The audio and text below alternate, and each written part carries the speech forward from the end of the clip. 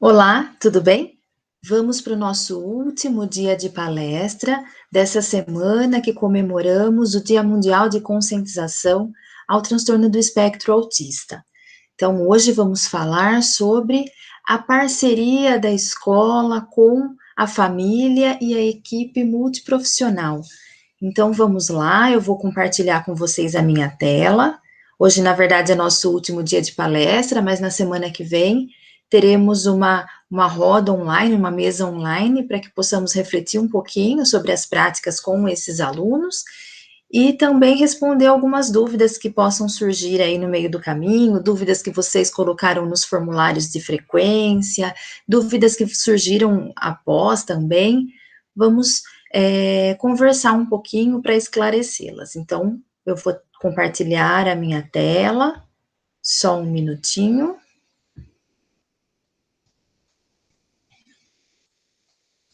Então, vamos lá. Então, como eu disse, eu vou falar com vocês sobre a equipe multiprofissional e a família. Então, a todo momento que eu estiver falando com vocês sobre a equipe multiprofissional, sobre a família, eu vou, consequentemente, né, falar sobre a escola, né? Então, eu sempre vou estar contextualizando o trabalho da família, o trabalho da equipe que atua juntamente com esse aluno, né, estarei contextualizando com o trabalho escolar, porque na verdade a família, a equipe de profissionais da saúde, a escola, na verdade são três equipes aí que trabalham, mas uma depende da outra, uma equipe, na verdade, precisa do trabalho da outra, e se uma falhar, o que vai acontecer? Né? O trabalho muitas vezes pode não ocorrer de uma forma satisfatória. Então, o conjunto ele é muito importante, o conjunto do trabalho dessas três instâncias aí. Então, o papel da família, da escola e da equipe multiprofissional. Vamos lá. Apesar do TEA ser permanente, as dificuldades não são insuperáveis. Então, sabemos, né, como já dissemos aí nos dias anteriores, o transtorno do espectro autista, as deficiências, elas não são uma doença, né? Então, por não se tratarem de uma doença, elas não têm cura, né? Então, se eu tenho se eu estou doente, se eu tenho alguma questão física e alguma doença, o que eu faço? Eu vou no médico, ele me receita um tratamento, me receita um remédio, e isso passa, né? Com as deficiências, com os transtornos, isso não ocorre, né? Então, é algo permanente, mas as dificuldades, elas podem ser superadas, né, com a estimulação, com intervenções, essas dificuldades, elas podem ser superadas, apesar, então, do transtorno ser permanente, essas dificuldades não são insuperáveis, então, nós vimos isso quando observamos o aluno lá na educação infantil, quando ele recebeu o diagnóstico muitas vezes, né, então ele apresentava alguns comportamentos diferentes, e aí, quando vemos esse mesmo aluno no ensino fundamental, nós começamos a pensar, nossa, como ele se desenvolveu, como ele mudou. Por quê? Porque as estimulações são muito importantes, né? Então, elas fazem com que esse aluno, com que esse sujeito, ele supere as suas dificuldades, as suas limitações, né? Então, ele não tem cura, o TEA, então, não tem cura, mas as dificuldades podem ser superadas. E como? Como que supera essas dificuldades, né? O que eu posso fazer, então, para o meu filho, para o meu aluno? Como que ele pode superar todas essas dificuldades? Então, eu elenquei aqui 4 aspectos importantes, né, que nos mostram como que esse aluno, como que esse sujeito, ele pode superar essas dificuldades. Então, ele pode superar com as abordagens educacionais adequadas, né, como já vimos em aula anterior, quando o professor, ele entende o transtorno, ele conhece a individualidade desse aluno, ele tem essa parceria com essa família, então, ele pensa lá, ele avalia esse aluno, ele faz o seu planejamento de acordo com tudo isso, pensando nas alterações que o transtorno ocorre, né, que ele faz com que o sujeito tenha, pensando na individualidade desse aluno, né, e conversando com essa família, ele vai pensar, vai planejar estratégias para que esse aluno aprenda. Então, abordagens educacionais, elas são imprescindíveis para que essas dificuldades sejam minimizadas. Abordagens comportamentais, então, sabemos que a pessoa com TEA, elas apresentam muitas vezes comportamentos inadequados, e os nossos comportamentos, eles têm uma função. Então, quando ele tem uma abordagem comportamental ali, para compreender qual é a função, o que esse comportamento está me dizendo, né? Então, essas dificuldades também, elas podem ser superadas. Abordagens psicoterapêuticas, então, eu vejo aí a individualidade dessa pessoa, eu faço os encaminhamentos aí para as psicoterapias, então ele precisa de TO, ele precisa de fono, ele precisa de atendimento psicológico, né? Então, as abordagens psicoterapêuticas, elas são importantíssimas, as abordagens psicofarmacológicas, então, em muitos casos, né, em alguns dos casos, a pessoa, ela precisa também tomar algum medicamento, né, dependendo do caso, uma questão de epilepsia, uma questão comportamental mais severa, então ela precisa tomar os medicamentos, né, assim como o médico prescreve. Então, essas 4 abordagens aqui que eu elenquei, elas são muito importantes para ajudar essa pessoa a superar essas dificuldades. E quanto antes, né, quanto mais precoce for esses atendimentos, essas intervenções, os resultados serão positivos, serão mais positivos na vida dessa criança, na vida dessa pessoa. Então, vamos lá, eu vou começar pela família, eu obedeci aí a ordem, né, família, escola e equipe, né, até porque a família é a primeira instituição aí que essa criança tem contato, depois eu vou falar da escola e depois da equipe, mas como eu já falei, sempre que eu falar sobre a família e a equipe, vou sempre contextualizar com o trabalho escolar. Então, vamos lá. O contexto familiar tem uma função primordial, tanto na identificação dos primeiros sinais de alerta, quanto na busca pelo diagnóstico e tratamento, sendo a atuação da família necessária em todas as etapas desse processo.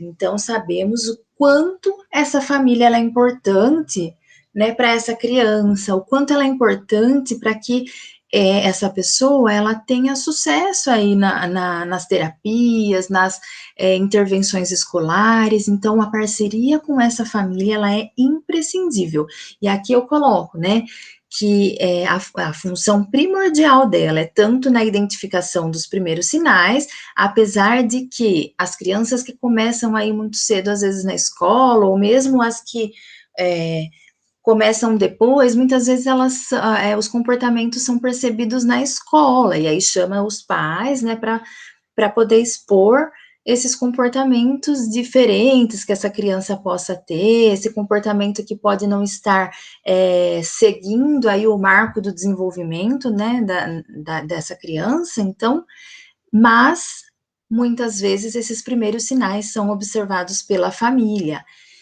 E aí, quando essa família ela percebe esses primeiros sinais, ela busca pelo diagnóstico e pelo tratamento. E muitas vezes, quando ela vai no médico, no pediatra, no neuropediatra, em alguns momentos esse médico não dá o laudo, não dá o diagnóstico assim de cara. Ele precisa avaliar, ele precisa investigar todas as situações, precisa investigar se essa criança está sendo estimulada de uma forma adequada. E qual é a postura do médico em muitos momentos, né?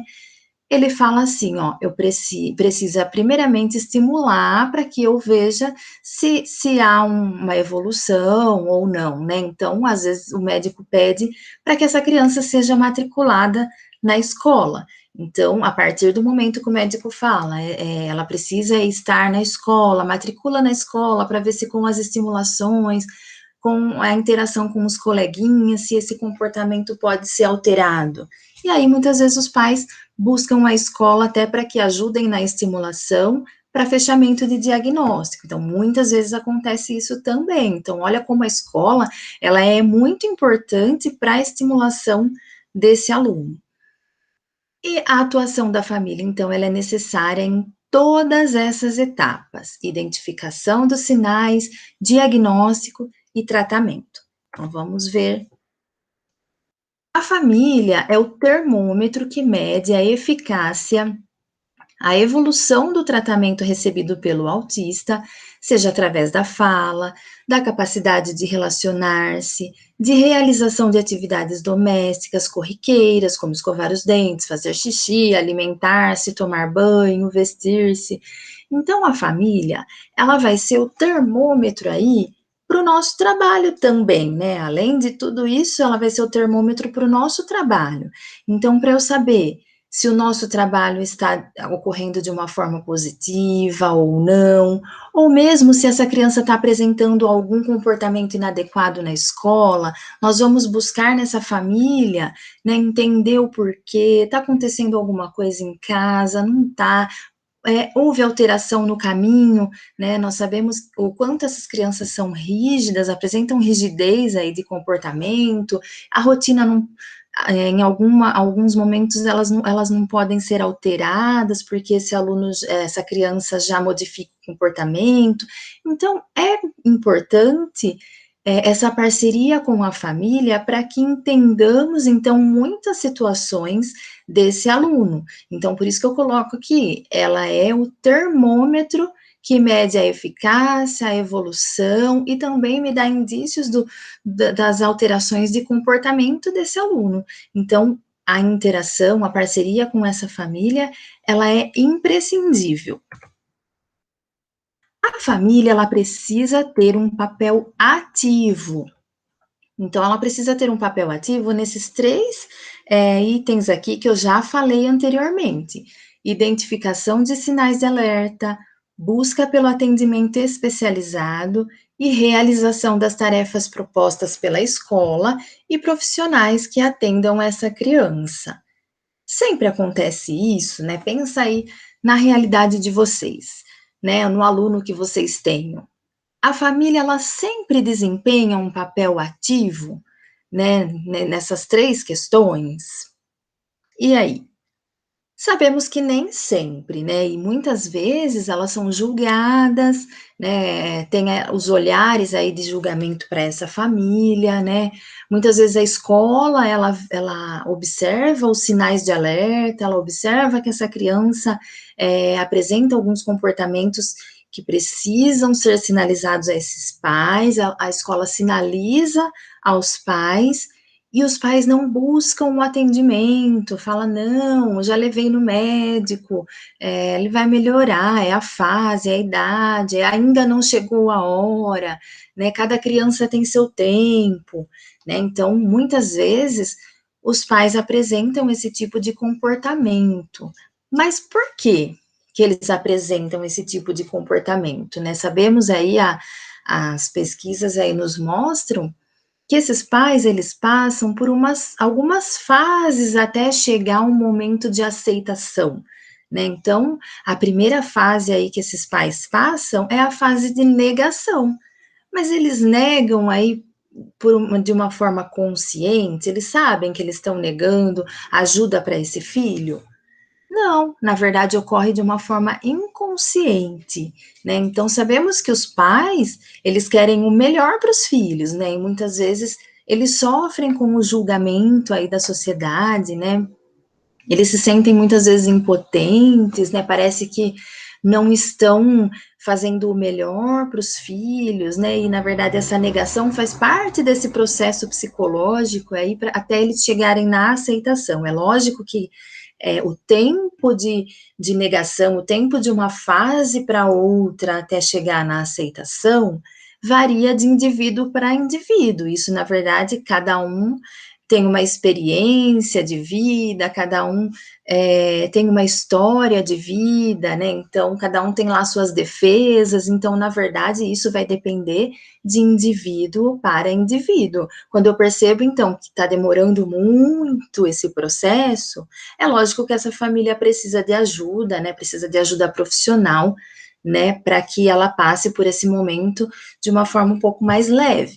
Então, é importante que a escola entenda, então, essa família. Muitas vezes, ela não tem esse papel ativo, não porque ela não quer, ela não tem o papel ativo, muitas vezes porque ela está passando por algumas fases, alguns momentos aí, né, que ainda não permite que ela tenha esse papel ativo. E a escola pode, sim, auxiliar nesse processo. E aí, quando essa família, então, passa por essas fases, passa por esses momentos, aí, então, ela começa a buscar ajuda. Sabemos aí que as leis, né, a legislação que garante aí os direitos das pessoas com transtorno do espectro autista, os direitos dessas crianças, dessas pessoas, elas existem muitas vezes porque os pais correram atrás, né? Porque é uma luta muito grande, né? Dos pais dessas crianças, e eles correm atrás, eles querem as garantias, né? Porque eles precisam, e aí eles conquistaram muitas coisas já. Né? Então sabemos do quanto eles lutam muitas vezes sozinhos aí, né? Para que eles consigam a garantia dos direitos dos seus filhos. E aí, quando eles então aceitam, aí eles começam a buscar aí por esses atendimentos e a realização das tarefas propostas, né, pela escola e pelos profissionais. Sabemos também que muitas vezes dá a tarefa, o aluno não faz, né? Aí vem aquele julgamento, nossa, mas os pais não colaboram, o ensino remoto tá aí, né? Sabemos quantos alunos participam, alguns não. E aí, né, é falta de vontade desses pais, né, quando falamos do transtorno do espectro autista? Muitas vezes esse aluno, ele não sabe diferenciar, na verdade, para ele, o que é para ser feito na escola, as atividades devem ser feitas na escola e não em casa. Né? Então, precisa de todo um trabalho aí por trás para que esse aluno entenda, né, o que ele precisa fazer algumas atividades em casa. Isso eu falo do ensino remoto e também quando o professor vai dar uma tarefa que está lá no ensino presencial e vai dar uma tarefa para esse aluno, ele precisa de um preparo para entender que em um momento do dia ele vai fazer lá a tarefa da escola. E os pais, eles não são especialistas, eles não são professores, não são terapeutas, então eles precisam de orientação para poder ajudar esse aluno, né? Esse aluno não vai ter lá o terapeuta do lado o tempo todo, o professor do lado o tempo todo, então precisamos trabalhar com orientação dessa família também, para que ela consiga fazer esse trabalho com esse aluno. Então, muitas vezes, não podemos julgar, né? Precisamos entender a situação e orientar essa família. Então, como eu disse, a família, ela precisa ter um papel ativo na vida desse aluno, na vida dessa criança, na vida desse sujeito. Mas, como eu coloquei aqui, ó, mas a família também deve receber orientação e apoio por parte dos profissionais. Os pais, muitas vezes, sofrem com a falta de empatia e compreensão. Precisam modificar a rotina para a adaptação do filho. Muitas vezes dormem mal, pois o filho apresenta alteração no sono. A sociedade julga os comportamentos e isso faz com que muitos pais não tenham atividades sociais. Então, quando eu falo aí desse olhar, né, desse olhar com empatia para essa família, né, olhar tudo isso, né? Esses pais, eles não estão colaborando com o trabalho escolar. Por quê? Porque eles estão negligenciando aí o papel de família com esse aluno, ou porque eles estão passando por tudo isso aí, né, que eu acabei de dizer. Então, esses pais, eles muitas vezes, eles sofrem com o olhar da sociedade, né, com o olhar do amiguinho que não sabe interagir, então ele prefere deixar aí o filho dele de lado, né, eles percebem isso quando levam no parquinho, né, quando estão aí na escola, né, e aí percebe aqueles olhares de julgamento, os pais percebem tudo isso, né, então eles precisam de um olhar de compreensão. Tem aquele filho, aquela criança que tem alteração no sono, sabemos que muitas crianças com autismo têm alteração no sono, então Chega na escola, eles vão apresentar, então, problemas de atenção, de concentração, né? Então, existem outros problemas por trás que precisamos compreender, orientar e apoiar essa família, né? Então, precisamos parar com esse olhar de julgamento, muitas vezes, para entender tudo que se passa ali nessa casa, tudo que se passa com essa criança, toda essa vivência que ele tem, né? Para então conseguir orientar essa família a buscar ajuda quando necessário. Sabemos que muitas delas passam por tudo isso e não sabem para onde ir, não sabem para onde recorrer, e a escola pode sim orientar a procurar ajuda quando ela não faz ainda esse processo de terapia ou alguma ajuda especializada que esse aluno precise. Mas a família não colabora. E agora? Então vamos pensar aí. Eu coloquei 2 itens para que possamos refletir. Então, o primeiro, qual sentimento essa família está vivenciando? É preciso respeito, empatia e mostrar as potencialidades do filho. Então, como eu já disse para vocês, a família ela passa por toda uma fase até a aceitação, mas essas fases elas ocorrem somente no momento do diagnóstico, né? Meu aluno ele já está aí no 5º ano do ensino fundamental e essa família sempre colaborou, mas não está colaborando mais. E aí? Ela já passou por essa fase, já aceitou, já ajudou esse filho, né? Mas esse pai, ele vive esse luto aí, né? Como a psicologia fala, por vários momentos da vida dele, né? Quando o seu filho sofre bullying na escola, quando o amigo olha com indiferença, quando ele percebe que o professor não quer trabalhar com esse aluno com atividades estruturadas, aí como ele precisa, quando a sociedade julga, né? Então esse pai ele passa por vários momentos esse luto, né? Essa tristeza, né? De ver todo esse sofrimento aí, né? Do seu filho. E aí, como podemos ajudar então essa família? É muito importante mostrar para essa família a potencialidade desse filho, mostrar não só os aspectos negativos, comportamentos negativos, mas mostrar que o filho pode sim aprender. Essa pessoa com TEA, ela tem capacidade, ela pode sim aprender. Muitas vezes ela não vai aprender com o mesmo ritmo, né, dos outros alunos. Muitas vezes ela vai aprender com um ritmo um pouquinho mais lento. Em alguns momentos, dependendo da criança, dependendo do aluno, ele vai aprender com um ritmo, inclusive, mais rápido, mais avançado. Então, quando começamos a estruturar aí as atividades dessa criança, desse aluno, percebemos o quanto eles têm de potencialidade, né? Na verdade, às vezes eles não respondem às atividades porque eles não estão entendendo o que está sendo pedido. Mas quando eu estruturo todo o ambiente, toda a atividade, que ele começa a ter a compreensão, então ele começa a dar as respostas, né, de acordo com o que estou pedindo, e muitas vezes nos surpreendemos, né? Então, por isso é muito importante mostrar e fazer com que o pai confie no trabalho da escola e mostrar as potencialidades desse filho. E o segundo ponto que eu coloquei aqui é: minha parceria com a família ocorre nos momentos positivos e negativos?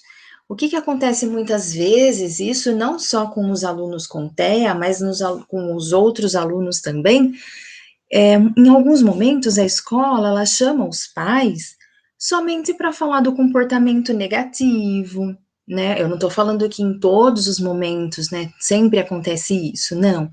Mas, muitas vezes acontece isso, né? Eu chamo esses pais na escola para falar de um comportamento negativo do filho. Quando o filho faz algo legal, algo positivo, esses pais às vezes nem ficam sabendo, né? Então, os pais, eles precisam participar de todos os momentos. Isso gera confiança. Então, mesmo que o filho fez, né, teve algum comportamento negativo, que eu preciso chamar esses pais. É lógico que eu também não vou deixar de falar, né? Eles precisam saber, mas sempre que, mesmo que for um comportamento negativo, que a escola mostre que ela está preparada, que ela quer a parceria dessa família para ajudar a criança a superar esse momento, né? Para gerar confiança dos pais no trabalho da equipe escolar. Então vamos lá, agora eu vou falar um pouquinho da escola. Eu coloquei aqui duas palavras, né? Eu até colocaria três aí. Então, eu coloquei ética e empatia. Eu colocaria ética, empatia e parceria, né? Que é imprescindível isso, né? Da escola com a família e as equipes que trabalham com esse aluno.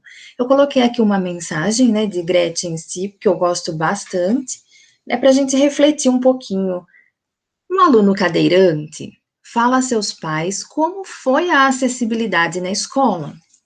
O aluno surdo fala em sinais de Libras como foi seu dia de aula. Um aluno autista, enquanto as palavras não chegam, faz-se necessário a interação direta e constante entre pais e professores. Então, sabemos aí que muitas pessoas com TEA, mesmo aquelas verbais, mesmo aquelas que falam, muitas delas chegam em casa, chegam lá com os seus pais e não falam o que aconteceu na escola. Muitas vezes, mesmo os pais perguntando, elas não falam.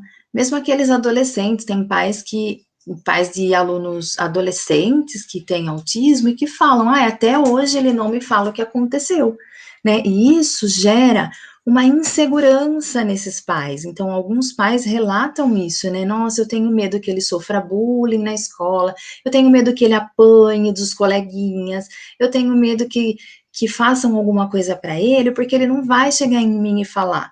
Né? Então, muitas vezes a criança ela cai na escola, ela bate, tromba em alguma coisa, chega com a perninha machucada, ralada lá, e os pais perguntam, essa criança não responde, né? Em alguns casos até responde, mas alguns não. E aí, o que eu faço então para gerar essa confiança aí nesses pais, né? É a interação direta e constante entre esses pais e professores. Eles precisam, né? Eles têm o direito de saber o que acontece lá no ambiente escolar. É lógico que muitas vezes na correria eu não tenho tempo de ficar todo dia falando, né, com essa família. Mas é imprescindível, é muito importante esse contato, essa interação dessa família com a escola, né? Eles precisam saber tanto o que aconteceu de ruim, eu não posso esconder dessa família, né? Se ele caiu, se o amiguinho mordeu, se aconteceu, não fez atividade, né? Ele não quis fazer atividade. Eu não vou falar para os pais isso. Não, eu tenho que falar porque os pais são meus parceiros. A família, ela é minha parceira. Então, eles precisam saber para que o trabalho seja feito em conjunto. Então, vamos lá falar da escola. O ensino é a atividade primeira da escola, conforme a conhecemos. É sua tarefa essencial, na qual se fundamenta e se define. Ao receber crianças com autismo nas classes comuns, as escolas assumem o compromisso de ensiná-las. Suplino. Então vamos lá. Eu não coloquei o ano aqui da suplino. Então vamos lá. Sabemos então que a função da escola é ensinar, né? A escola ela precisa ensinar. Mas quando falamos em alunos com TEA, aparece aí algumas dificuldades diferentes, né? E uma delas é a questão comportamental. Então, muitos alunos crianças com TEA, elas apresentam aí algumas alterações comportamentais na escola que acaba prejudicando o ensino dela, né? Por quê? Porque enquanto eu não trabalhar essas questões comportamentais, enquanto eu não compreender o que esse comportamento está me dizendo, né, e não conseguir modificá-lo, vai ser muito difícil que essa criança se abra aí para aprender, né. Então, como eu escrevi aqui, além das demandas de novas estratégias e recursos pedagógicos, há a necessidade de lidar com questões comportamentais. E aí eu posso pensar, né, "Ai, mas eu não sou nem um especialista na área comportamental, em análise do comportamento, não sou psicólogo, não vou trabalhar com essas questões comportamentais desse aluno". E aí nós pensamos, né, se a minha, função lá é ensinar esse aluno, então eu preciso buscar parcerias com os terapeutas desse aluno, parceria com a família, parceria com, as equipes multidisciplinares, para me orientar e para me ajudar. Então, se eu não sei, eu preciso pedir ajuda, pedir auxílio, pedir orientação, para que esse comportamento seja compreendido e auxiliado aí no manejo, né, para que o professor então consiga dar conta do ensino desse aluno. Então, como a escola deve agir? Coloquei aqui algumas questões, né, para pensarmos como deve ser a ação escolar. Então, vamos lá. Compreender que o aluno é da escola, por isso todos são responsáveis por ele. Então, por mais que esse aluno está em uma determinada sala ali, esse aluno é de responsabilidade daquele professor, daquele monitor, mas aquele aluno é de responsabilidade da escola. Então, qual é a importância, então? O que que é importante, então, nesse momento? É importante que todos os profissionais da escola conheçam as individualidades desse aluno, conheçam as alterações do TEA, né, e pra quê? Para compreender, né, essas questões que esse aluno apresenta. Então, esse aluno ele vem para a escola com muitos comportamentos, né, com muitas questões ali, demonstrando essas alterações que ele tem. Então, a escola como um todo precisa compreender, porque às vezes ele pode ter aí uma crise, sair correndo da sala, e aí? Esse aluno é só daquele professor que está lá com todos os outros alunos e não pode sair da sala para pegar esse aluno, né? Então, a escola como um todo precisa conhecer, compreender, inclusive para também não julgar o trabalho desse professor, que muitas vezes alguns comportamentos podem até sair um pouco do controle, e esse professor precisar de ajuda, de auxílio, e aí se a escola, como um todo, trabalhando como uma equipe, conhece esse transtorno, conhece esse aluno, vai poder ajudar de uma forma mais eficaz esse professor no manejo desse comportamento. Outra questão, por exemplo, as merendeiras, né? Nós sabemos que os alunos com transtorno do espectro autista, eles têm aí algumas questões sensoriais, com relação à alimentação também, né, então não é tudo que come, alguns até aceitam, outros não, e aí é muito importante que as pessoas que trabalham com a merenda saiba, por quê? Porque às vezes esse aluno não vai querer comer, às vezes ele vai comer e não vai gostar muito, e isso não é questão de maldade, é uma questão sensorial, né? Então, por isso é muito importante que todas as pessoas aí da escola compreendam esses comportamentos, conheçam esse aluno, conheçam a individualidade dele, para que seja responsável também pelos comportamentos e pelas ações desse aluno na escola. Conversar com os pais, isso também, como falei desde o início, é imprescindível, né, esse contato com os pais é imprescindível. O que eu gosto muito de fazer, que eu vou até dar a sugestão, porque é algo que facilita muito o trabalho do professor, é mesmo antes do início do ano letivo, quando a sala é atribuída a esse professor, quando eu sei lá, eu vi na minha lista que eu tenho um aluno com TEA, eu preciso chamar esses pais na escola para conversar, mesmo antes de começar o ano letivo. Por quê? "Ai, mas eu estou de férias, não vou chamar". É muito importante, porque através dessa conversa inicial com esses pais, eu vou compreender uma série de questões, uma série de comportamento desse aluno, para que facilite o meu trabalho em sala de aula. Então, por exemplo, eu posso perguntar o que esse aluno gosta, o que esse aluno não gosta, quais ações que podem ocorrer aí no ambiente que tira esse aluno do foco, que deixa esse aluno nervoso, qual a forma de alimentação, como é a rotina desse aluno, se ele já faz terapia, se ele não faz terapia, né? Se esse aluno faz terapia, já procurar aí conversar com os pais para que seja feita uma parceria com essas terapeutas.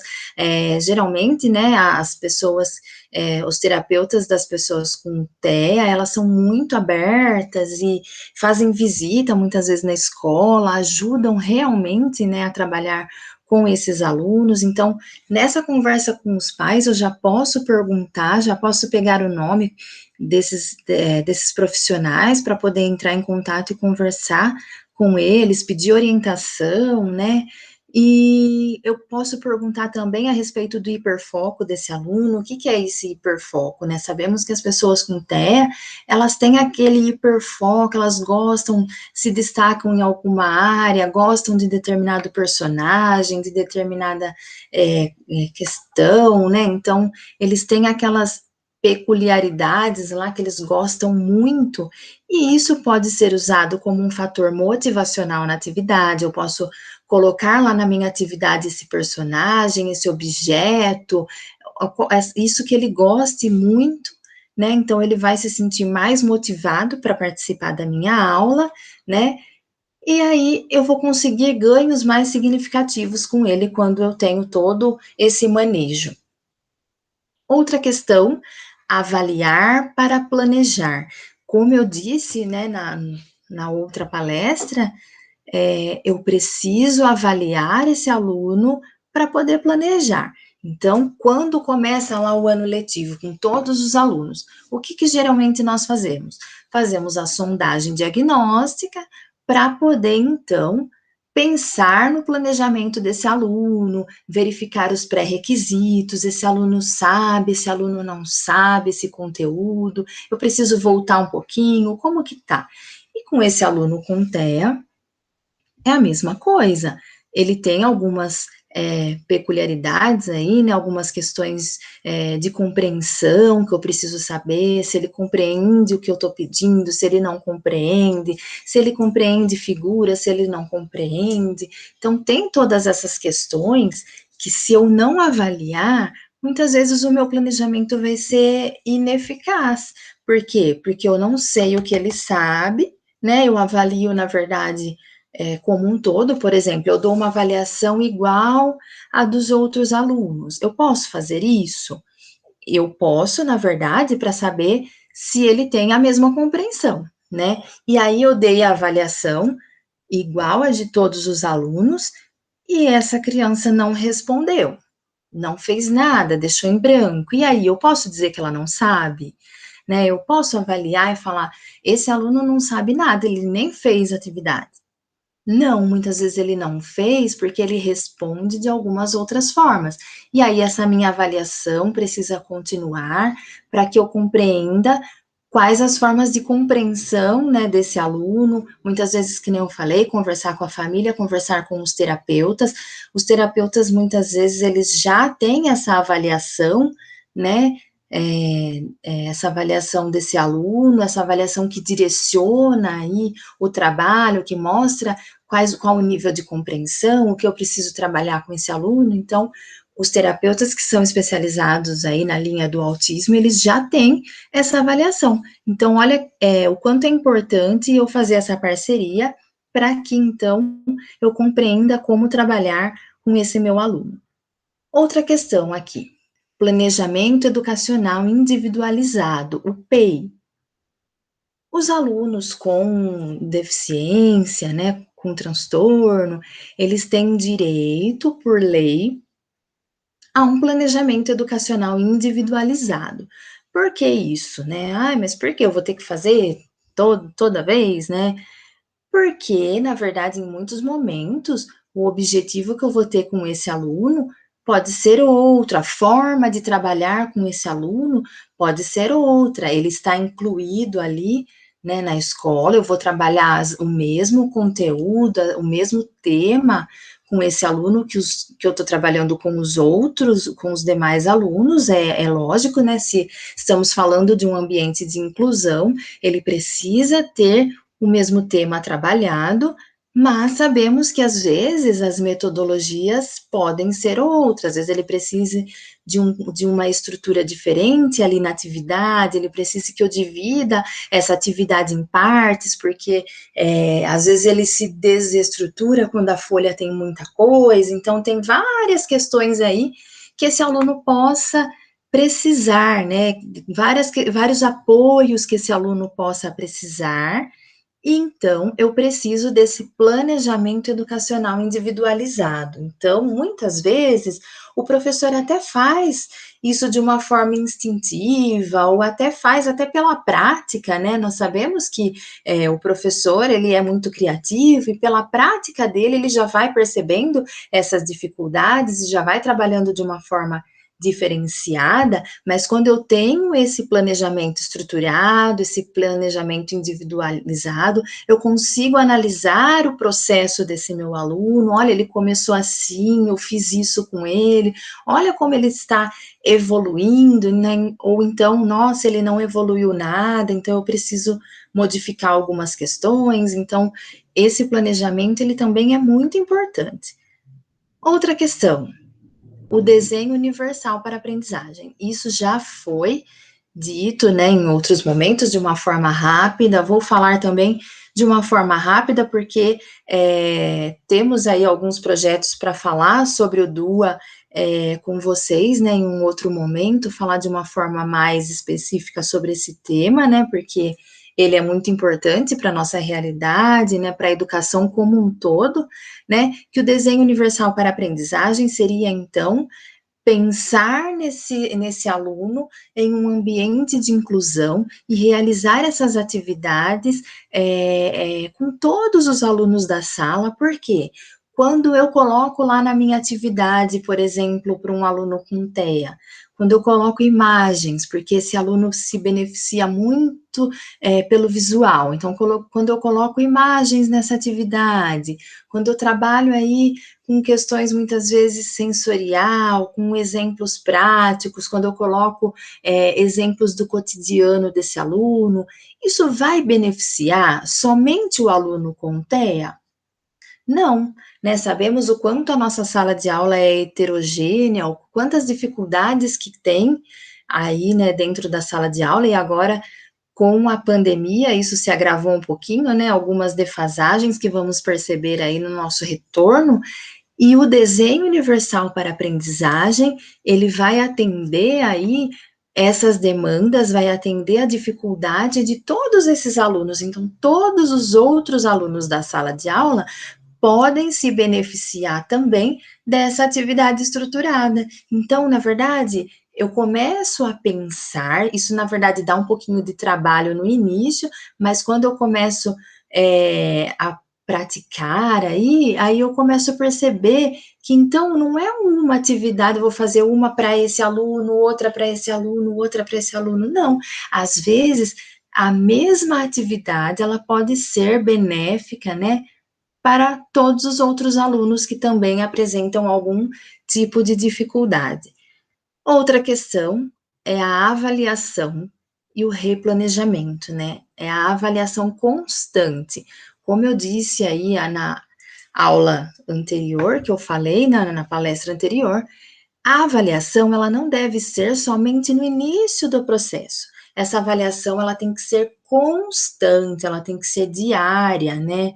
Então, esse aluno não aprendeu, eu vou modificar, eu vou replanejar, eu vou modificar aí a minha visão, modificar a minha forma de ensinar e verificar, então, qual é a forma dele aprender. Então, a minha avaliação, ela vai dando norte aí para o meu planejamento.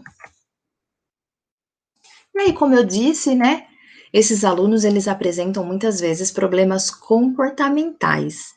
E aí, né, para a escola ensinar, muitas vezes ela precisa trabalhar com essas questões comportamentais. Então, quando eu penso em problemas comportamentais, quando eu penso em comportamento como um todo, assim, o que que eu preciso pensar? Todo comportamento tem uma função, né? Então, por exemplo, se o meu filho está comigo no supermercado e ele chora, se joga no chão porque ele quer alguma coisa, por que que ele fez isso? Para que eu me desestabilize lá e ele consiga ganhar o que ele quer, né? Então, eu, por exemplo, se eu vou fazer uma postagem no meu Facebook, e aí, nossa, se teve bastante curtida, eu vou continuar postando. Ai, ninguém gostou, então não vou postar mais.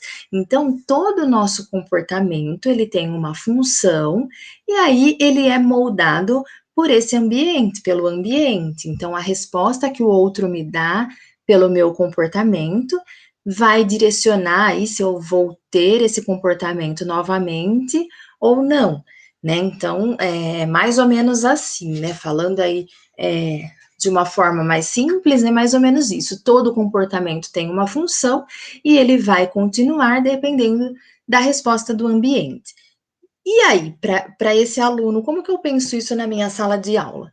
É preciso, então, fazer uma análise desse comportamento para verificar quais contingências estão provocando essa alteração, quais contingências ambientais, aí, quais respostas do ambiente estão provocando essa alteração de comportamento. Às vezes o professor já fez de tudo, conversou com esse aluno, ligou para os pais, o pai veio buscar, ficou bravo muitas vezes para ver se, às vezes eu estou fazendo carinho, não está resolvendo, eu vou ficar bravo, não resolveu também, tirei o aluno da sala, né? Então, às vezes o professor vai tentando aí fazer esse manejo desse comportamento, né?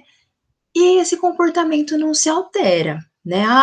Ele fez isso no momento da atividade, eu tirei ele da sala, deixei ele sem fazer atividade, porque ele ficava gritando, então eu achei que estivesse incomodando, e aí esse comportamento não mudou. No outro dia ele teve novamente. Como que eu vou agir então? Eu coloquei aqui uma tabelinha, né, da análise funcional do comportamento. Isso já foi falado em outros momentos com vocês, eu acredito que com a maioria que está participando, né, porque nos outros anos que tivemos algumas formações com a Escola Especial do Autista, eles já falaram sobre isso e eu vou tornar a falar porque é muito importante essa tabelinha aqui de análise funcional do comportamento, porque através dela podemos enxergar algumas coisas que às vezes na correria aí do dia a dia não enxergamos. Então, como que podemos fazer essa análise para descobrir o que, que está acontecendo com esse meu aluno que não tem aí o comportamento alterado? Não tem modificado, ele tem apresentado comportamentos negativos, e por mais que eu tente, aí eu manejo, eu não tenho resultado. Então, essa tabelinha é uma tabelinha simples, que eu vou colocar o quê? A data da ocorrência desse comportamento, o horário que aconteceu, o que aconteceu antes, qual foi o comportamento desse aluno e qual foi a consequência. Então, eu coloquei um exemplo aqui. Dia 6/4, né, uma data fictícia, às 10 horas, o antecedente teve aula de artes. Aí o professor de artes chegou, foi dar atividade. Qual foi o comportamento desse aluno? Ele chorou, se jogou no chão. Qual é a consequência? Foi retirado da sala. E aí? Aí eu posso continuar a descrever esse comportamento nos outros dias, né, para verificar o quê? Por que que eu preciso descrever vários dias o comportamento desse aluno? Porque, através disso, o que que eu posso descobrir? Nossa, toda vez que ele chora e se joga no chão, ele está na aula de artes, e aí eu retiro ele da sala. Ou então, toda vez que acontece isso, é a hora que as merendeiras começam a preparar a merenda, e aí vem aquele cheiro da merenda, talvez ele aí acende uma luzinha aí que talvez ele esteja incomodado com o cheiro, né, como sabemos que eles têm algumas questões sensoriais, né? Ou então é no momento que ele precisa escrever e esse aluno não gosta de escrever, né? E qual é a consequência? Ai, ele chorou, se jogou no chão, rasgou a atividade, eu não dei. Então, aí nós começamos a perceber o quê? Vou falar dessa questão aqui que eu coloquei, desse exemplo da aula de arte, né? Que ele se chorou, se jogou no chão e foi retirado da sala. Muitas vezes, ele quer sair da sala, né? Então, essa aula de artes muitas vezes incomoda por questão de barulho. Sabemos o quanto a aula de artes, às vezes, ela é dinâmica, porque precisa ser, né? Tem algumas aulas de artes que precisam dessa dinâmica, e aí esse aluno, às vezes, não suporta, não tem muita tolerância a isso, e aí ele tem um comportamento negativo porque ele não gosta dessa aula, não gosta do barulho, não gosta da mexer com tinta, uns exemplos. E aí ele é retirado da sala, então ele queria isso, ele não gosta, está incomodado, ele quer sair da sala. E toda vez que ele quiser sair da sala, então, ele vai ter esse comportamento, porque ele sabe que se ele chorar e se jogar no chão, ele vai sair da sala, né? Então, nós costumamos fazer essa análise funcional, né, do comportamento para que possamos observar se a consequência que estamos dando para esse aluno se está reforçando esse comportamento que ele está tendo. Então, ele quer sair da sala, então ele chorou, se jogou no chão, eu tirei da sala. Essa consequência que estou dando está reforçando esse comportamento. Toda vez que ele quiser sair da sala, ele vai chorar e vai se jogar no chão, né? Então, isso vai fazer com que nós modifiquemos aí as contingências, as questões ambientais, para que esse comportamento mude, modifique. Então, o que, que eu posso fazer aí nessa situação? Eu posso antecipar para esse aluno. Então, esse aluno está com o monitor, por isso é muito importante a agenda desse aluno, né? Para que ele saiba aí, para que ele tenha a consciência do que vai ter durante aquele dia. Então, aí o monitor que está com esse aluno já pode falar: olha, agora você vai ter aula de artes, vai entrar a professora de artes e você vai fazer atividade, e depois dessa aula de arte, aí como ele já apresentou algum comportamento negativo, então vocês podem dar um reforço para ele depois. Então pode ser algo que ele goste muito, um personagem significativo, se ele gosta de meio de transporte, se ele está na educação infantil, por exemplo, olha, depois da aula de arte, se você fizer atividade, você vai poder brincar um pouquinho com o carrinho, né? Então, dá um reforço positivo aí para que ele participe, e, né, para que ele não tenha esse comportamento inadequado. Então, eu antecipo aí o comportamento, né? Antecipo, mostro para ele o que vai acontecer e mostro que se ele fizer, ele vai ter algo legal, né? E depois que ele fez, ele conseguiu, é muito importante dar os parabéns, reforçar, falar que legal, você participou da aula, eles gostam muito, né, de ser elogiados, né? Então, aqui foi um exemplo fictício, mas isso podemos fazer com todos os comportamentos que eles apresentarem, para que possamos identificar aí o motivo desse comportamento, se eu estou reforçando esse comportamento, para modificar, então, as situações ali de sala de aula e então ter esse comportamento também alterado. Então vamos lá. Como eu falei, é muito importante o quê? A antecipação, sempre falar para esse aluno o que vai acontecer antes. Muitas vezes a escola tem festa, né? Tem algumas atividades um pouco mais agitadas, um pouco mais barulhentas, e esse aluno não sabe muito o que vai acontecer, então é muito importante a antecipação para esse aluno. Como eu disse já, esse aluno ele não sabe se ele sai aí num ambiente muito aberto, ele não sabe o que vai acontecer depois. Ele tem essa dificuldade, né, de planejamento, de percepção, ele não sabe o que vai acontecer depois. Então é muito importante que antecipemos para ele o que vai ocorrer. né, o que vai acontecer. A agenda ela é importante porque ela serve, na verdade, como um relógio para esse aluno.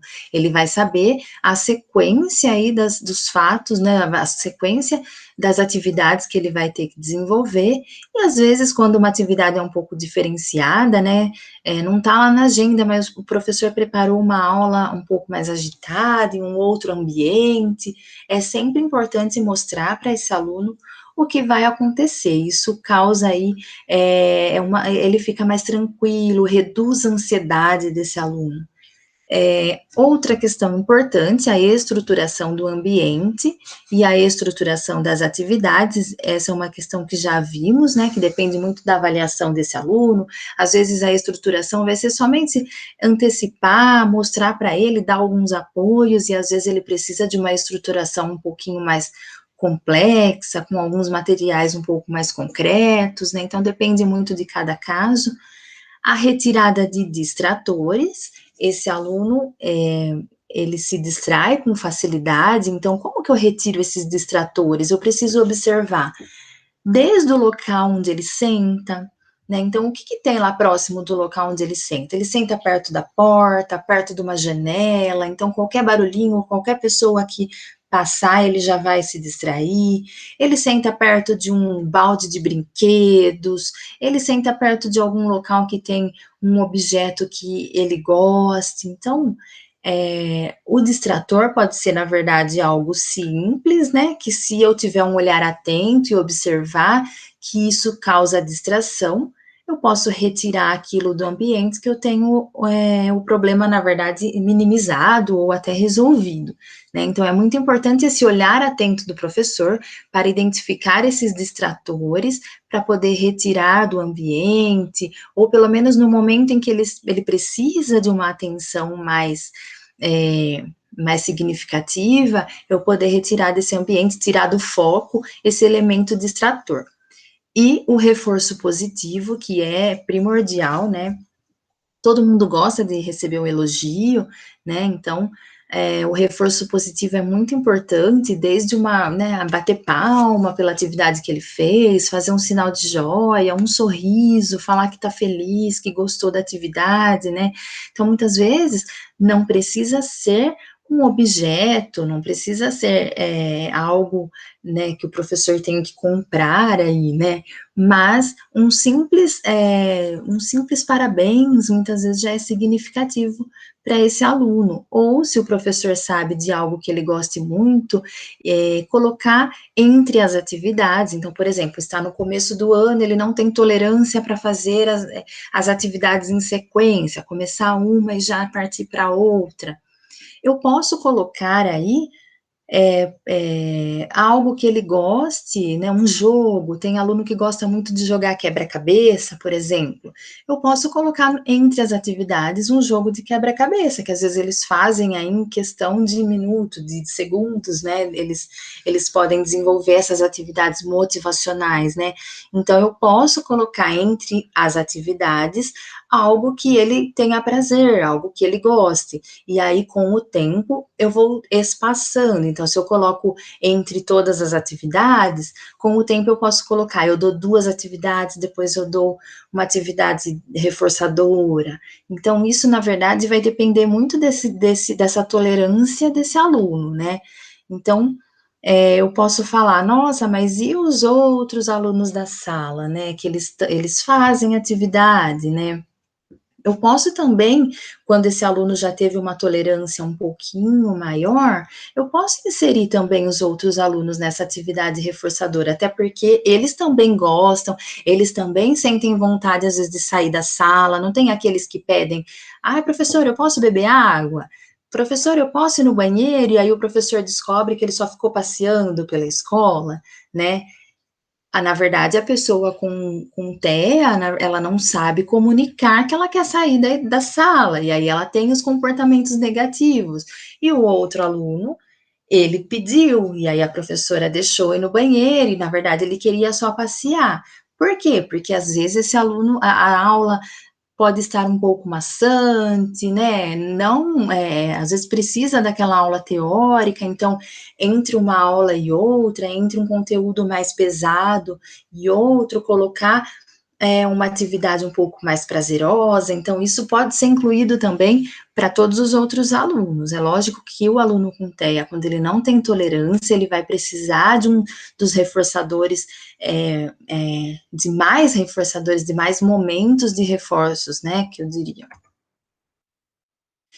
Então, como eu disse, ó, mas não tenho só esse aluno na classe.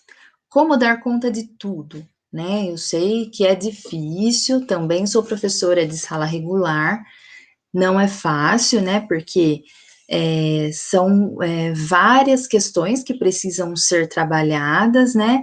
E precisamos dar conta da sala como um todo, né? Precisamos dar conta também daquele aluno que tem problema familiar, problema psicológico, que precisa de uma atenção especial também, que às vezes não aprende por questões pessoais, tem aquele aluno que tem uma deficiência intelectual, um outro tipo de deficiência, então sabemos que temos, e tem aquele que não tem também deficiência, que apresenta problema comportamental, então sabemos que temos vários problemas aí dentro da sala de aula, então não tem só esse aluno, como dar conta de tudo. Então vamos lá. Este aluno também tem direito à aprendizagem, então, assim como todos os outros alunos que eu busco aí ajuda, que eu encaminho para os profissionais, um aluno que tem problema familiar, vou encaminhar para o psicólogo, vou chamar a família, então, assim como todos os outros os manejos são feitos com todos os outros alunos, esse aluno, ele também precisa, ele também tem direito à aprendizagem. Os demais alunos precisam aprender a importância da diferença e auxiliar o colega quando necessário. Então, quando eu falo em inclusão, eu não estou beneficiando somente esse aluno que precisa da inclusão, somente a criança com deficiência ou com alguma outra dificuldade específica. Eu não estou incluindo somente esse aluno, na verdade, eu não estou beneficiando somente esse aluno, eu estou beneficiando também os demais quando eu ensino a importância da diferença. A diferença existe? Sim, ela existe, ela está aí, todo mundo vê, todo mundo percebe, a diferença ela existe, mas o que não pode existir é a discriminação, né? Então, o aluno, ele precisa aprender com essa diferença, ele precisa aprender a ter a solidariedade, ajudar o colega quando ele precisa enxergar que esse colega também aprende, que esse colega também faz coisas muitas vezes fantásticas, né, que nem os outros podem conseguir. Então, é importante destacar também os avanços desse aluno público-alvo da inclusão, aí da educação especial, na verdade. É importante destacar os avanços dele para que os demais colegas também percebam esse avanço e também comecem a aprender que eles são capazes, que eles têm potencialidade, porque eles só vão ter contato com uma pessoa com deficiência, com uma pessoa com alguma necessidade aí que precisa de algum auxílio, ele só vai ter contato com pessoas assim dentro da escola? Não, ele vai ter contato com pessoas com deficiência na sociedade também. Ele vai ter contato com essas pessoas em um ambiente de trabalho, em um supermercado, no trânsito. Ele vai ter contato com essa pessoa em diversos momentos da vida dela. E quando a escola trabalha com essa consciência, quando ela mostra para os outros alunos essa importância da diferença, que todos somos diferentes, mas precisamos respeitar essas diferenças. Quando trabalhamos dessa forma, quando mostramos a diferença e as potencialidades, os outros alunos também se beneficiam, porque eles vão ter contato também com pessoas com alguma dificuldade, com alguma deficiência na sociedade. Outra questão aí, como dar conta de tudo? Nem sempre damos conta de tudo, né? Mas não podemos deixar de pedir ajuda. Isso é muito importante, né? Porque não, eu falo que não é feio falar que eu não sei. Não é feio falar, eu não sei trabalhar com esse aluno. Eu nunca tive um aluno assim. Ou então, eu já tive aluno assim, mas eu não sei trabalhar. Não é feio falar isso, eu não sei trabalhar com esse aluno. O que é feio é falar, eu não quero trabalhar com esse aluno, eu não vou trabalhar com esse aluno. Isso sim. Então, não podemos deixar de pedir ajuda quando nos sentimos impotentes, porque tem situações que fazem com que a nossa sensação seja essa. Nossa, esse aluno, ele não, tudo que eu faço ele não responde, tudo que eu faço ele não aprende. Às vezes, em muitos momentos, nos sentimos impotentes diante dessas situações, né? Em muitas situações são novas. Então, precisamos pedir ajuda, né? E nem sempre, por exemplo, vocês podem pedir ajuda para o AME, para o diretor coordenador da escola, e nem sempre teremos a resposta pronta. Por quê? Como já dissemos, cada um é um. Precisamos compreender aí a dinâmica familiar, compreender todas as questões individuais desse aluno para poder ajudar. Mas podemos sim caminhar juntos e buscar soluções juntos. Você não está sozinho, né? Que foi o último item aqui dessa tela. Você não está sozinho. É importante que sintamos isso, né? Eu não sei trabalhar, ou eu sei, já tive aluno assim, já tive aluno com TEA, trabalhei, deu certo, mas essa vez não está dando, eu não sei o que está acontecendo, eu não estou sabendo trabalhar com esse aluno. É importante que vocês saibam, você não está sozinho, não é só você que se sente assim, isso acontece em várias situações, com muitos profissionais, então é importante que tenhamos essas parcerias, família, escola, equipe multiprofissional, para que juntos trabalhamos em benefício desse aluno. E aqui eu coloquei, então, uma mensagem do Paulo Freire. Somos, sem dúvidas, homens e mulheres cheios de esperança, pois temos que ter esperança do verbo esperançar, porque há outros que têm esperança do verbo esperar. Não é esperança, é espera. Eu espero que dê certo, espero que funcione, espero que resolva. Esperançar é ir atrás, é juntar, é não desistir. Então, a mensagem que eu deixo para a escola é isso, né? Que não tenhamos somente esperança do verbo que tenhamos a esperança do verbo esperançar, né? De ir atrás, juntar, não desistir, que busquemos. Não deu certo, vou fazer de outro jeito. Não deu certo mesmo assim, vou buscar ajuda, né? Que a nossa esperança não seja de espera, mas de esperançar. E agora eu vou falar um pouquinho da equipe multiprofissional, né? Que é também primordial aí para o nosso trabalho na escola. Toda situação de atraso no desenvolvimento deve ser encaminhada a um trabalho de estimulação precoce, visto que atrasar esse processo seria perder um período significativamente precioso da plasticidade cerebral e de aquisição de habilidades. Então, quando eu percebo lá meu aluno na escola, desde a creche, às vezes esse aluno eu percebo que ele tem um atraso aí de desenvolvimento, ele já tem uma idade que era para ele estar falando, e ele não fala, ele não está andando, ele é uma criança mais molinha. Eu percebo todas essas situações de atraso no desenvolvimento, eu vejo que todos os meus outros alunos já conseguem fazer, já têm uma determinada habilidade, já adquiriram uma determinada habilidade, e esse aluno ainda não.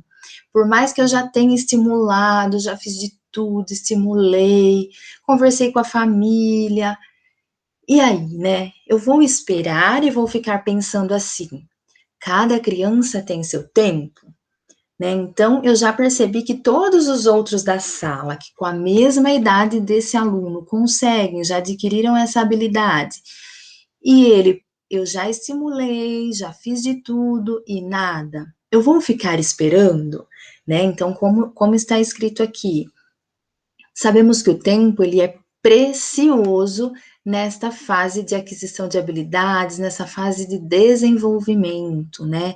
É precioso. Então, perder tempo é muitas vezes perder habilidades, perder estimulação, né, perder aí essa plasticidade cerebral, essas janelas do desenvolvimento que toda criança tem, né, então, a criança ela precisa ser estimulada, né? E aí, quando eu percebo esse atraso no desenvolvimento, eu encaminho esse meu aluno para uma equipe multiprofissional, para uma determinada terapia, esse aluno vai ter um ganho significativo, porque quanto antes eu encaminhar, mais precoce será, então, a intervenção.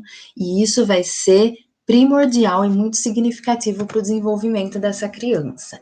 Essa equipe, então, ela tem aí a função, né, de avaliação e intervenção. Então, como eu já disse anteriormente, muitas vezes, esse profissional aí, eu não vou fazer uma avaliação especializada, né, eu vou fazer sim uma avaliação específica para esse meu aluno enquanto professor, né, eu posso sim avaliar esse aluno, uma avaliação pedagógica de uma forma mais específica para o caso desse aluno, mas essas avaliações especializadas, esses profissionais, eles fazem e eles podem me direcionar aí o meu trabalho e facilitar aí o meu caminho com o trabalho com esse aluno. Então, essa equipe, ela pode descrever o perfil intelectual e do funcionamento cognitivo dessa pessoa, bem como o grau de comprometimento da linguagem, sendo também uma importante fonte de orientação e direcionamento de estratégias educacionais e de suporte para as atividades cotidianas. Então, quando eu tenho aí uma avaliação de uma equipe multiprofissional ou de um profissional específico, essa avaliação, né, quando ela pode ser uma avaliação específica para o caso de TEA também, ela descreve aí todo o perfil desse aluno, né, desde do perfil intelectual, funcionamento cognitivo, como esse aluno se comunica, então tem todas as questões aí que essa avaliação pode me mostrar e direcionar as minhas estratégias. Então, família, escola e equipe terapêutica devem trabalhar em parceria para que a aprendizagem e o comportamento do sujeito possa ultrapassar os muros da casa, da escola ou da clínica. Então, quando essa família trabalha de uma forma isolada, a escola e a equipe terapêutica não vão ter sucesso, então o desenvolvimento desse aluno não vai ser por completo, né? Quando a escola trabalha de uma forma isolada, ela também não vai ter resultado, porque ela precisa dessa interação da família e muitas vezes dessa interação dessa equipe terapêutica. E quando a equipe também trabalha de uma forma isolada, ela vai ensinar essa criança, essa pessoa, para os atendimentos, essa criança, essa pessoa, ela vai saber responder alguns comportamentos, responder algumas questões dentro do ambiente terapêutico, mas ele não vai levar esse comportamento, mostrar a aprendizagem desse comportamento, muitas vezes, nos outros ambientes de vida dele. Então, por isso que é importante essa parceria e que esse ensino seja, então, para a vida, como eu coloquei aqui, que essa aprendizagem possa ultrapassar os muros da casa, da escola ou da clínica. Então, o aluno lá, a pessoa, ela tem que aprender não só para demonstrar esse comportamento em um determinado ambiente. Esse comportamento precisa ser desenvolvido também para a vida dele, para outros ambientes que ele for passar. Então, vamos lá, meu aluno não faz terapia. E aí, né?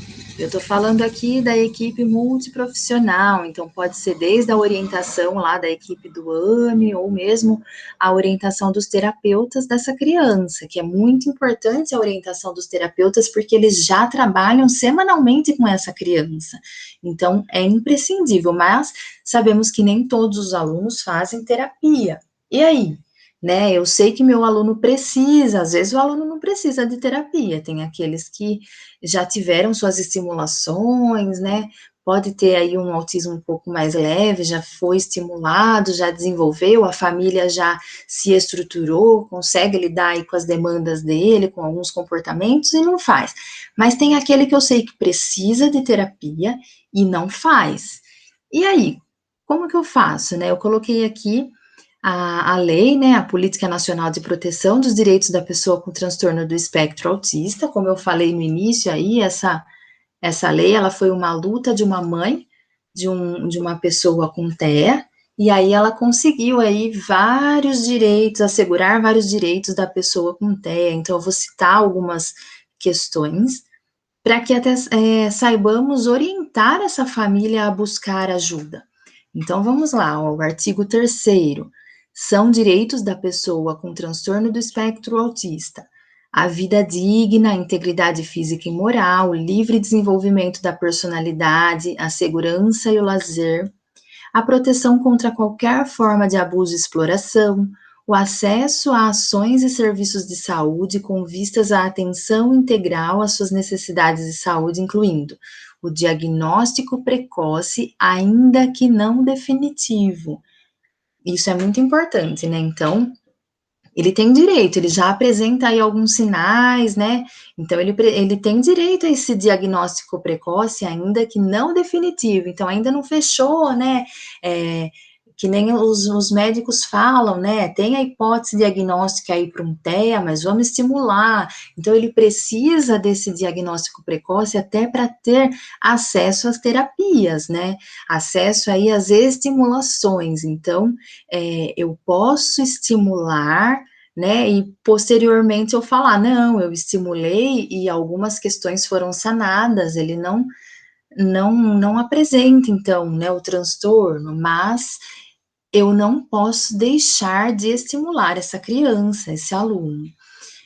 Ele tem direito também ao atendimento multiprofissional, à nutrição adequada e à terapia nutricional, aos medicamentos, informações que auxiliem no diagnóstico e no tratamento, tem direito ao acesso à educação e ao ensino profissionalizante, à moradia, inclusive à residência protegida, ao mercado de trabalho, à previdência social e à assistência social. Então, quando eu mostro para a família a importância do diagnóstico, né, desse aluno, eu preciso mostrar também quando há essa resistência da família, eu preciso mostrar que quando ele busca o diagnóstico dessa pessoa, ele tem acesso a uma série de coisas que vem junto, né? Vem posteriormente a esse diagnóstico. Ele tem uma série de direitos à estimulação, à previdência social, a benefícios importantes para para a estimulação desse aluno, para a vida dele como um todo. Parágrafo único. Em casos de comprovada necessidade, a pessoa com transtorno do espectro autista é incluída nas classes comuns de ensino regular, nos termos do inciso 4º do artigo 2º, terá direito a acompanhante especializado. Então, é importante que os pais saibam dos direitos legais que esse aluno tenha, até para buscar as terapias. Muitas vezes sabemos o quanto é caro, né? Então, muitas famílias não buscam justamente por isso, porque não é fácil, né? Não é fácil você pagar um tratamento, porque sabemos o quanto esse tratamento é custoso, né, em termos financeiros. Então, quando eu mostro para ele toda essa legislação, que ele tem direito à assistência social, à previdência social, se essa família tem uma renda baixa, ele tem direito ao benefício, ele tem direito às terapias, então se ele não consegue essa terapia porque ele não dá conta por questões financeiras, ele pode buscar essa terapia de uma outra forma, ele pode buscar no poder público, temos a APAE aí que faz alguns atendimentos externos, né, ele pode buscar essas terapias de uma outra forma, e aí a escola, então, ela pode mostrar para esses pais o quanto eles têm de direito e que eles podem buscar, né? Então, se a escola muitas vezes pode não se sentir preparada, né, nesse tipo de orientação, então pode encaminhar aí para a direção ou mesmo para o AME, né, para que os pais possam ser orientados nesse sentido. Então, a escola tem um papel fundamental na vida do aluno. Muitas vezes é a partir da orientação escolar que a família busca apoio. Então, precisamos ter esse olhar atento. Essa família não está buscando apoio, por quê? Porque ela está agindo de uma forma negligente com essa criança, ou porque muitas vezes ela não teve essa orientação, ela não sabe nem por onde começar, né? E aí a escola tem esse papel fundamental de orientação, de mostrar muitas vezes o caminho e mostrar que existem formas, né, de pedir aí esses auxílios, de pedir essas terapias, né? Então, muitas vezes é por meio da escola que esses pais começam a buscar algumas alternativas de terapia aí para o filho. Nosso olhar precisa ser de empatia, afeto e apoio. Será que estou fazendo o melhor ou o possível? Então, já estou finalizando. Eu coloquei aqui uma frase do Cortella, que eu gosto muito, é uma frase de uma palestra que ele deu. Depois, se vocês quiserem procurar no YouTube, a palestra dele é bastante. Eu gosto muito de ouvir ele falar, né? E eu coloquei um pedacinho aí do que ele falou. Faça o seu melhor na condição que você tem, enquanto você não tem condições melhores para fazer melhor ainda. Então, por isso que eu coloquei aí, né? Estamos fazendo o melhor ou estamos fazendo o possível, né? Muitas vezes fazer o possível é falar, hoje eu posso fazer isso e ponto, né? É não buscar, né? É não esperançar, que nem dizia lá o Paulo Freire, né? Eu preciso, então, esperançar, buscar, agir, né? Fazer o meu melhor. Eu não tenho condições agora, eu não tenho estrutura agora, né? Para fazer melhor ainda, né? Do que eu gostaria de fazer. Mas o meu melhor estou dando. Né, meu aluno não aprende, já modifiquei, já avaliei, já busquei ajuda, né, então eu estou fazendo o meu melhor na condição que eu tenho, enquanto eu não tenho condições melhores para fazer melhor ainda. Então, é muito importante que pensamos assim, né, eu vou fazer o meu melhor nas condições que eu tenho hoje. E que sejamos pessoas, então, que dão o melhor de si para que o ensino ocorra com equidade. Aqui eu coloquei uma imagem de uma balança, então podemos perceber aí que as caixas elas são diferentes, mas apesar de serem diferentes, ela tem o mesmo peso, né? Então é isso que temos que precisamos pensar na nossa sala de aula. Temos lá nossos alunos diferentes, não tem nenhum aluno igual dentro da nossa sala de aula, né? Então aquela sala que tem 20, 30, 35 alunos, né? Cada um tem a sua individualidade, cada um tem as suas diferenças, mas a minha forma de ensinar, a minha forma de chegar nesse aluno, por mais que seja muitas vezes de forma diferente, ela tem que ter o mesmo peso, né? Ela tem que ser tão significativa quanto, né? Então, a minha forma de chegar num aluno que tem facilidade para aprender tem que ser tão significativa quanto a minha forma de chegar nesse aluno que tem dificuldade. Então, às vezes, as formas de chegar são diferentes, mas o peso tem que ser o mesmo para esse aluno, tem que ter significado, né? Tem que ter qualidade. E aí, eu finalizo, então, com vocês. Essas são algumas das minhas referências. Deixa eu voltar aqui à apresentação para finalizar. Eu agradeço, então, a participação de todos vocês nessa semana de conscientização mundial ao transtorno do espectro autista. Eu espero que tenha sido significativo, que tenha contribuído para a prática de vocês em sala de aula. Volto a falar que estamos disponíveis, né, para o que vocês precisarem, quando tiverem dificuldades, precisarem de orientação, tiverem alguns pais que precisem de orientação, podem contar conosco. E espero, então, ter contribuído com vocês. Um abraço e até semana que vem na nossa mesa aí online. Um abraço a todos.